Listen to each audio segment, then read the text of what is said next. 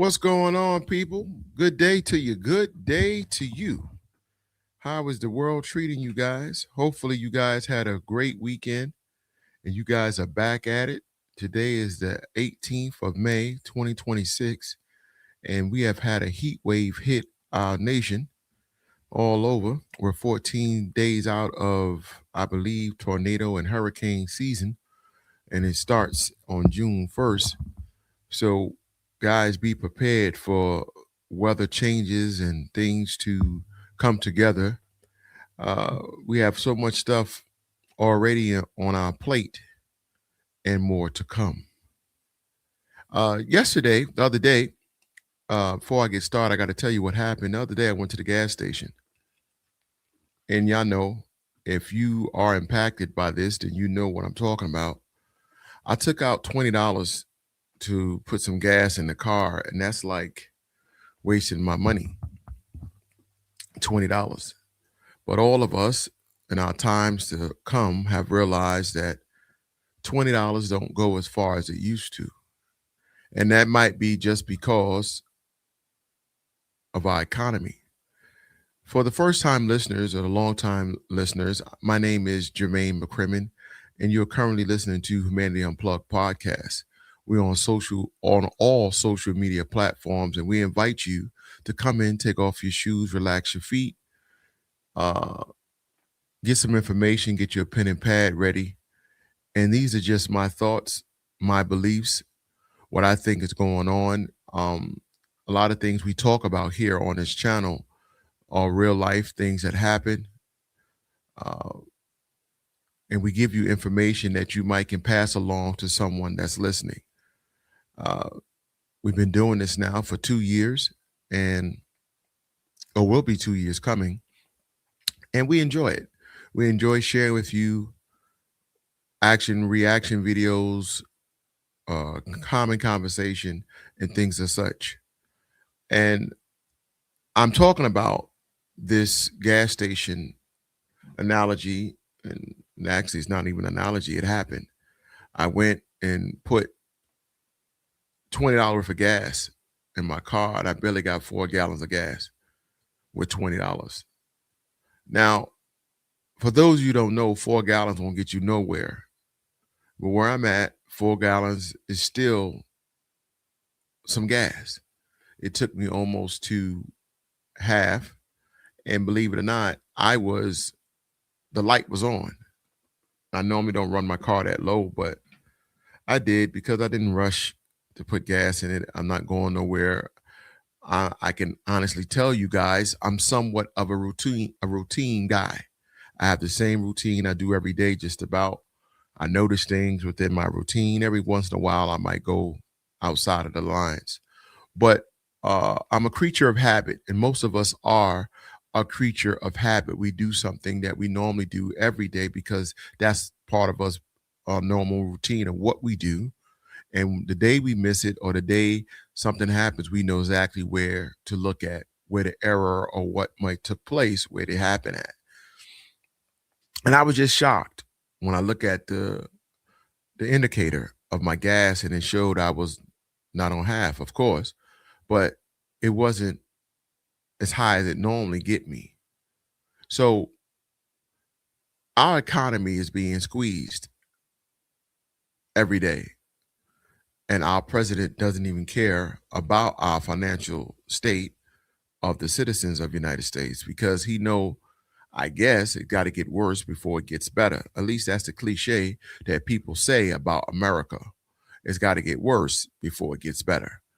And when you look at everything we're going through, last episode, we talked about the HANA virus, we talked about the norovirus, and now episode 137, I want to give you our slogan so you can guess what I'm talking about on this episode. And the commercial used to come on TV. The man used to stand on the mountain. They used to say, Ricola. I mean, they should say it's so funny. As kids, when we heard this commercial, sometimes we would stop playing and say, Ricola, because that was the cough drop that they put medication in to allegedly help you in your symptoms.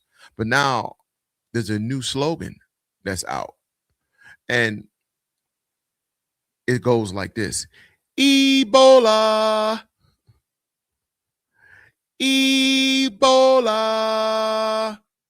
Yes, guys, Ebola has been out 11 years ago. It came back. It never really went away. I want you to know that majority of the things that we endure here never really goes away. It just simmer down a little bit and it comes off the radar for news to broadcast it and to put it on your table, your agenda in your eyes every day. What normally happens is they will let it ride for a little bit. CDC will say, okay, that's enough. Don't talk about it no more. And then they let it die down, but it's still there festering. And Ebola has been out for a while, and now it has festered up again in Uganda and Congo, and it's over there. And 11 years ago, it was in Texas. And these diseases, these airborne passages, these things that are coming around that are attacking everyone is nonstop. And a lot of it goes with the weather as well.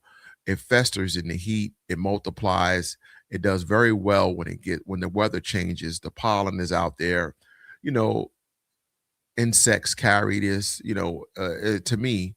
Now, don't get me wrong, we have so many species of insects out here that we don't know what transmits what.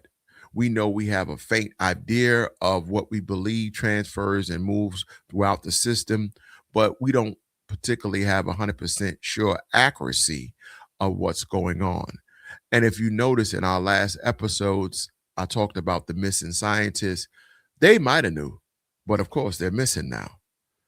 All these missing people that from top secret levels are now not around or passed or were murdered or allegedly killed, kidnapped, whatever you want to say, might have had answers to a lot of questions the American people have.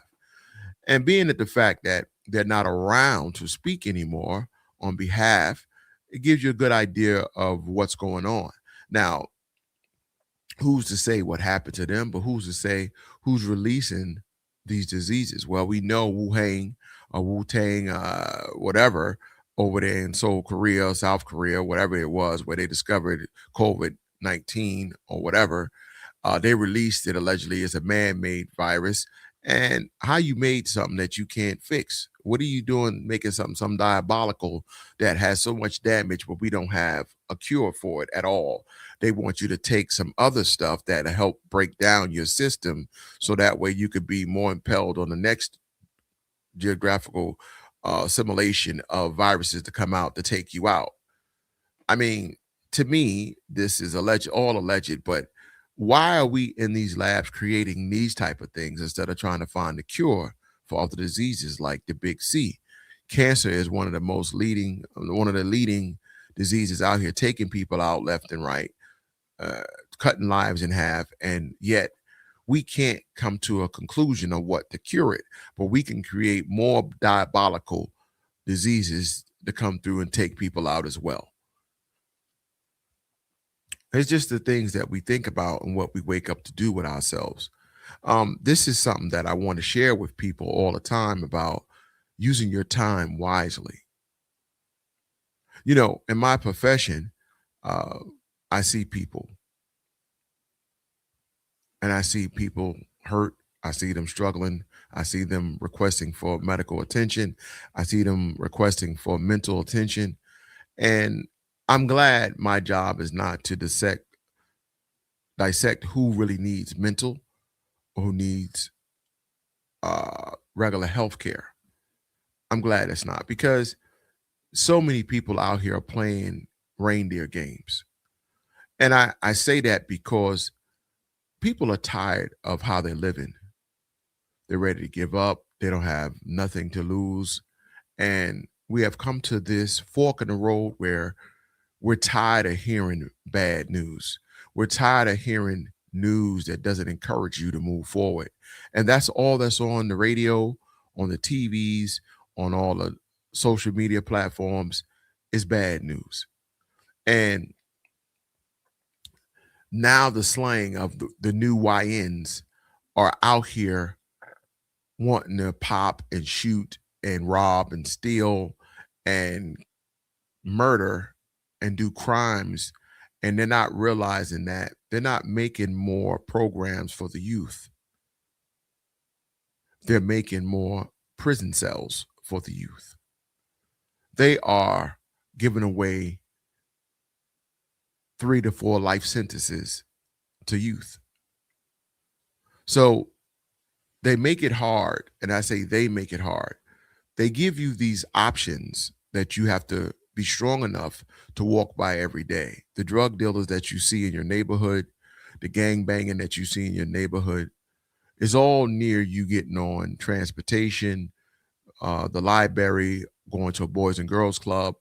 These things are all around you to distract you. The liquor store, the girls who want money, they're all there to distract the young men from staying on his theme of being prosperous and productive so he can become a productive and prosperous person to his family and to give back to his community that might need him as a role model.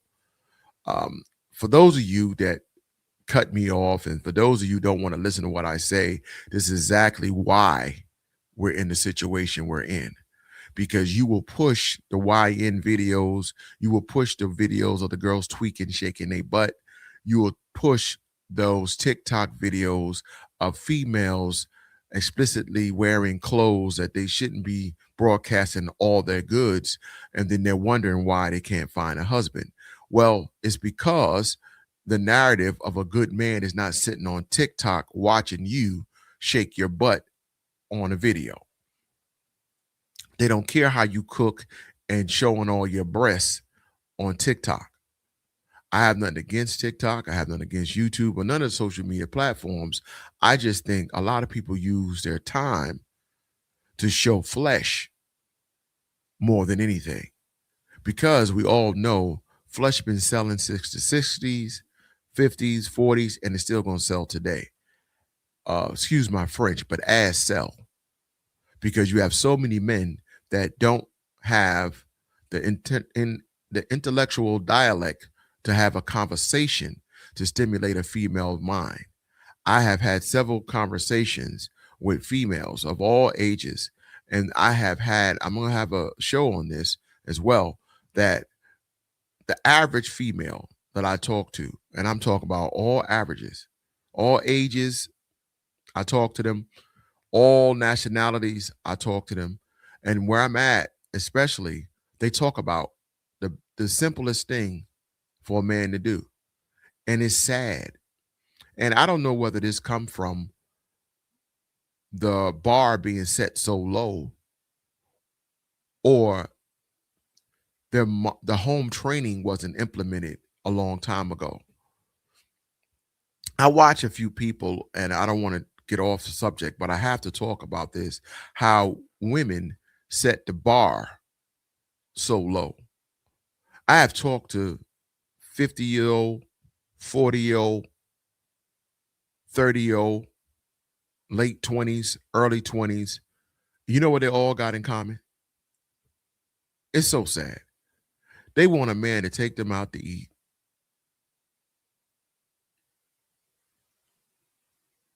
I was baffled. I was in shock. So you mean to tell me you want somebody to take you out to eat? Or they want to be flying out somewhere? Don't you know what comes with that? Don't you know what the man is expecting if all you show them is pictures of your flesh? What are you promoting? What are you telling your daughter or your son, your mother, your father when they see these pictures of you? You tell them that you have a high IQ? You're not telling them that. And what you would do for $1. Is that considered tricking? Is that considered hoeing? Excuse my French, but we'll get into that on another topic. I just wanted to give you some different looks on the situation.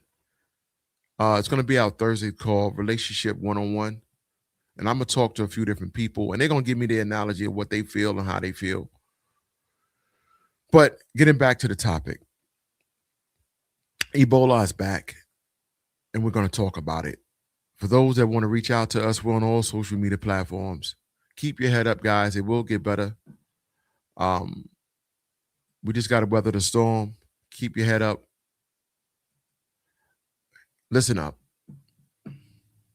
Developing story late today, the CDC confirmed that a man in Texas has just been diagnosed with Ebola. It is the first time the disease that has claimed thousands of lives in West Africa has been diagnosed in the United States. Now, this is 11 years ago. This is when the first time Ebola hit 11 years ago. Jon LaPook is here with us to tell us more. John? Scott, the unidentified man has been kept in isolation at Texas Health Presbyterian Hospital in Dallas since Sunday. The CDC said the patient, who was not a healthcare worker, flew out of Liberia on the 19th and arrived in Texas on Saturday to visit family on the 20th. On the 24th, symptoms developed. 2 days later, he sought medical care and was sent home. On Sunday, he went to the hospital and was placed in isolation. Now, Scott, we just got off of a live press conference with Dr. Frieden, the head of the CDC, and he made a couple of points. Number one, people who were on the same plane as this gentleman when he flew back from Liberia, obviously concerned, but he made the point it is not contagious. Ebola is not contagious until the person has symptoms. So he felt very strongly that people on the plane were not in danger. Did y'all hear that?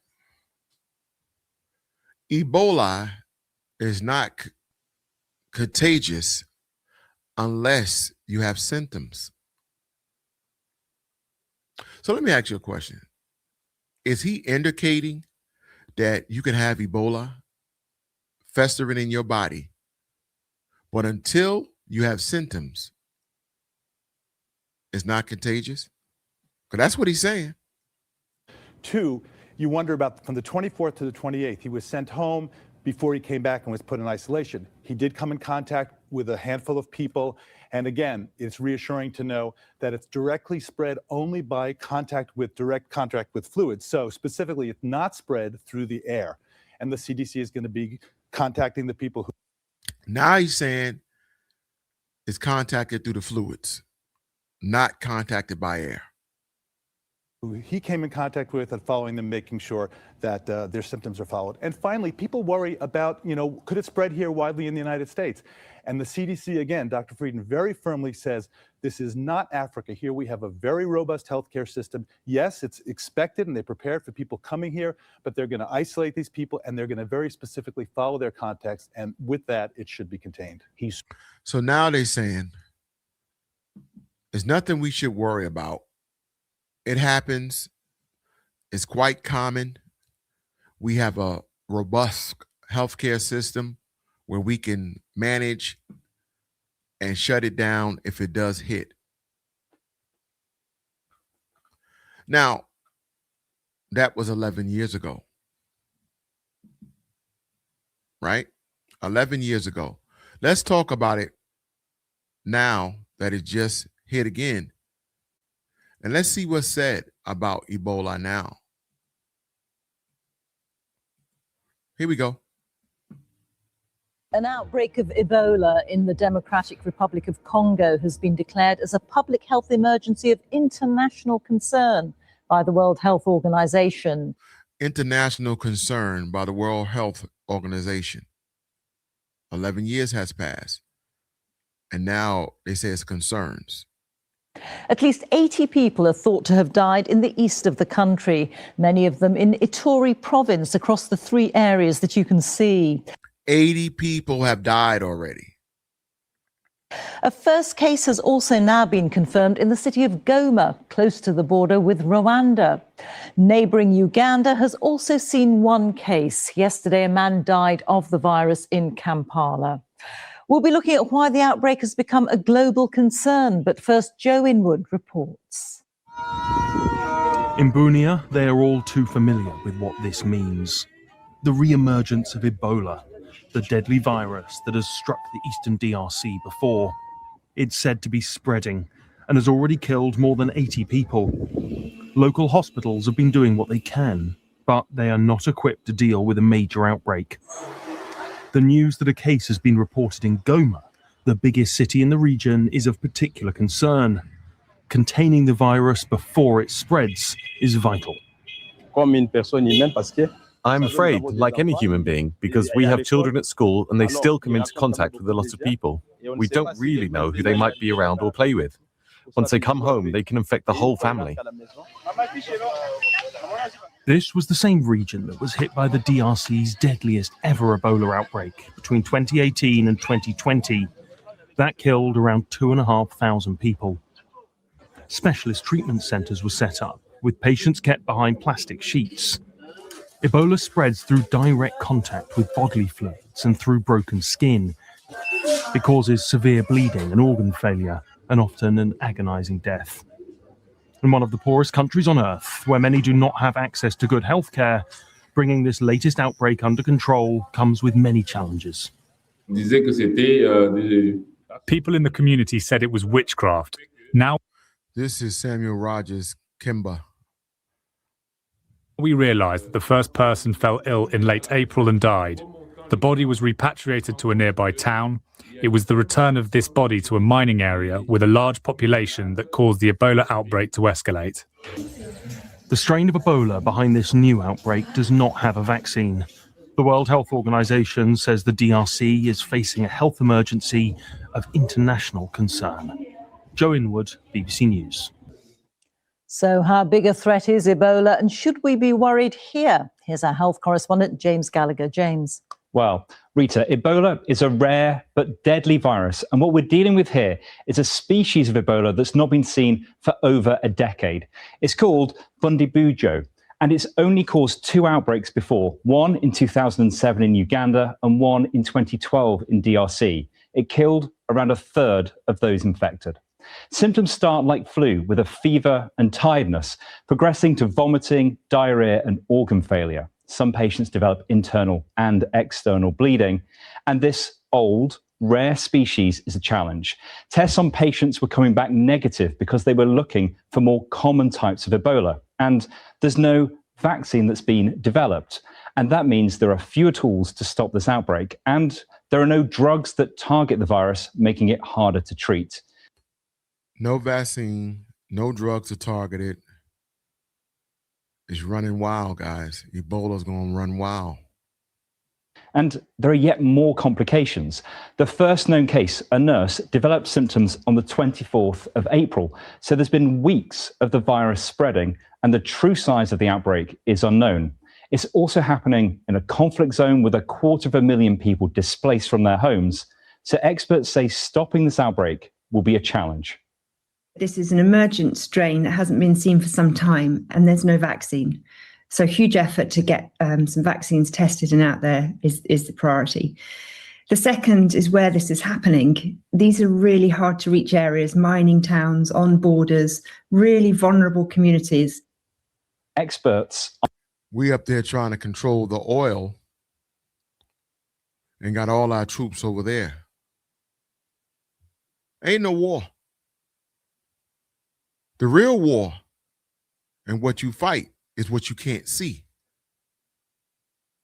Are haunted by this. The outbreak of Ebola that started in 2014 in West Africa and affected 28,600 people.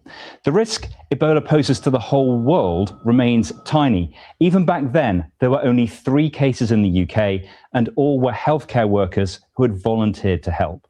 DR Congo has dealt with more than a dozen outbreaks of Ebola in the past, so it has the experience. But whether this outbreak is rapidly contained or spirals will be determined by the response in the coming days. An outbreak. So now, great article, number 1. 2, good stuff. Very, very good stuff.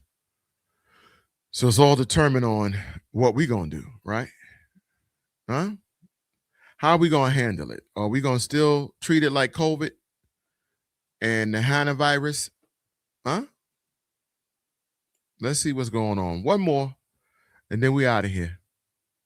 Tonight, Outbreaks of the deadly Ebola virus in 2 African countries have prompted the World Health Organization to declare a global health emergency. CBS's Imtiaz Tayeb of our London bureau reports on the efforts to contain it. Imtiaz.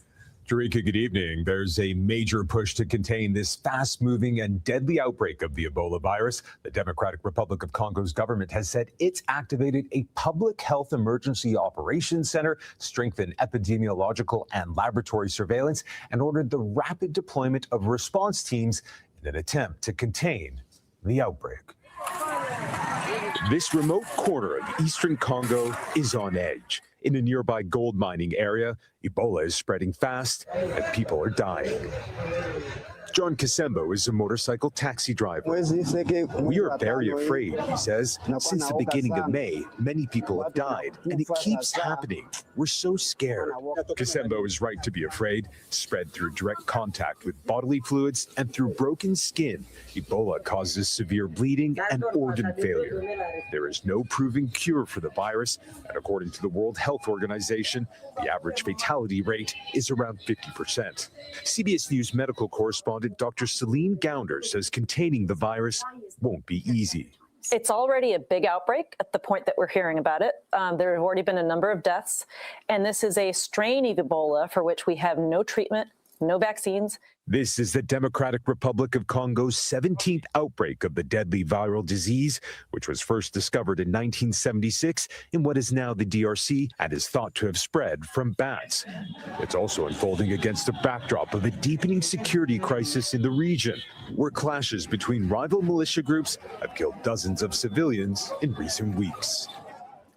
And tonight, global health experts are warning the Trump administration's dismantling of USAID and withdrawal from the WHO may have a serious impact on the global effort to contain the virus, Jarika, an Ebola outbreak which has already claimed dozens of lives. Well, your president has shut down different programs that might put up some type of resistance to it spreading over here. So now it's going to definitely come over here.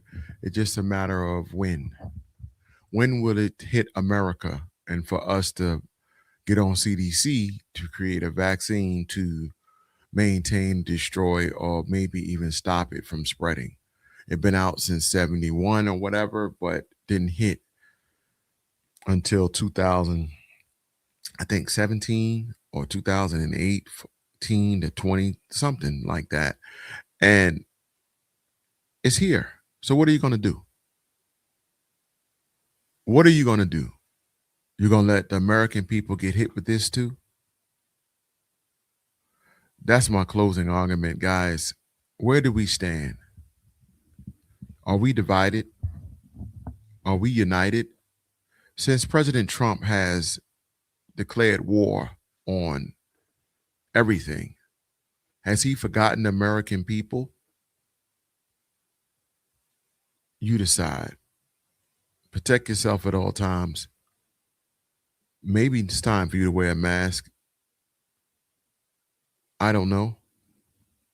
But according to what's out there, do you really want to get Ebola, the hantavirus, norovirus, any virus, COVID, pneumonia, the flu? Do you want anything? Be safe, guys. God bless. Protect yourself at all times. See you on Thursday. Peace.